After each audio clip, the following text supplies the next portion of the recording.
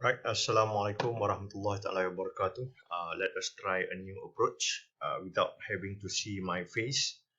So we are going to deliver and discuss on a new chapter, which is chapter motivation. And these are the outlines of the chapter. There are lots of theories in this particular chapter, so I would reckon that you should read through the notes first before you start with this video lecture, or if you have the textbook, you should read through your textbook first. Motivation is the forces acting upon or within a person that cause that person to expand to behave in a specific or goal or directed manner. Motivation is part of the leadership element of a manager. If you are a manager, not you should be able to motivate and learn on how to motivate your employees, because as a leader, you need to understand that different employees, they have different orientation and they have different motivation level. So that's why here in this particular chapter we are going to discuss on with a different motivational theory, so that one day inshallah, when you become a manager at your respective organization, or when you become a business owner inshallah, I believe that some of you are doing your own online business and everything. I can see you through your Instagram that you are doing that, and hopefully that it would be translated into a major business of your own. So you become a manager. So you need to understand on how to motivate. It is a process of influencing people's behavior to behave in a way that ensures the accomplishment of some goal, especially during COVID-19 that we are having, the pandemic situation that we are having at the moment. As a leader, you need to be able to motivate, to influence your employees to work from home and to behave in a way that your work can still be done even when you are working at home.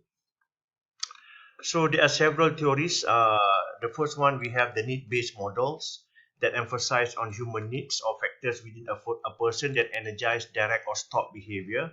And also we have the process model, take a more dynamic view of motivation. They focus on understanding the thought or cognitive process that take place within the individual's mind and influence behavior. So under the need-based model, there are three important theories of motivation that are quite famous. We are going to look into each of these theories: Maslow, Herzberg, and acquired need model. So Maslow is an American psychologist. This is the theory that he proposed. Every employees, every individual, we are going to go through these different levels of need. The first one is physiological needs. This is the need uh, for in order for us to survive, and we need to have food, we need to have shelter, we need to have clothes, or we need to have water.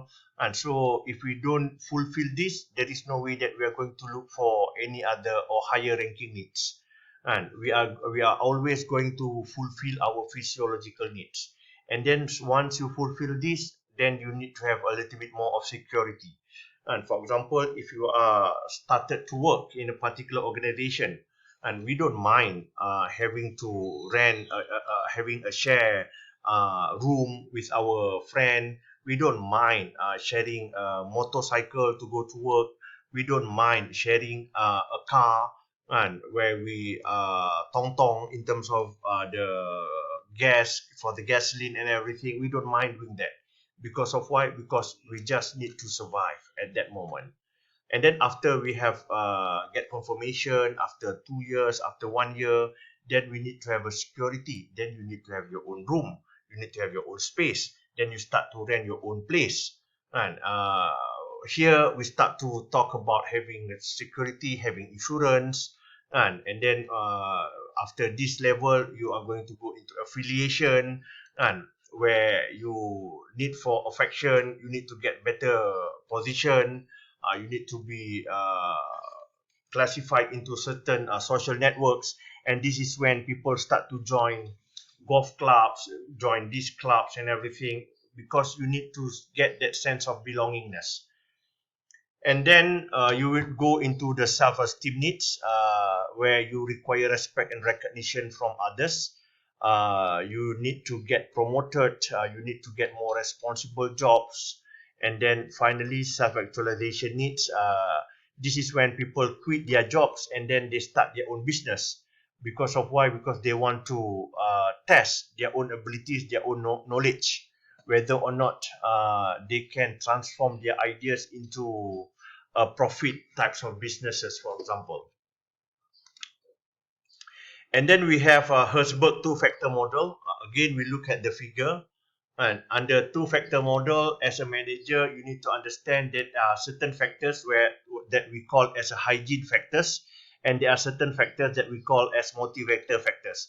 For the hygiene factors, regardless of what you do, and people is either they will get dissatisfaction or they will get no satisfaction, no dissatisfaction. For example, company policy. Even if you let them come to work at 10 o'clock in the morning, that would not give them satisfaction. That would only give them no dissatisfaction. They would not feel dissatisfied. But if you impose 8 o'clock type of a company policy, that could create dissatisfaction among the employees. Same goes with your salary. If you reduce the salary, this would create dissatisfaction. If you maintain or even increase the salary, this would create no dissatisfaction. But there are motivator factors that could create satisfaction or no satisfaction. For example, if you work for 5 years and you don't receive any recognition, what you get is you get no satisfaction in your work. But when you get that recognition, Employee of the Month award, kita dapat apa? Anugerah Pekerja Cemerlang, Khidmat Cemerlang, for example, APC in your work. So then that would give you satisfaction. So these are the things that as a manager you need to understand. These are the motivator factors that could inject motivation among your employees.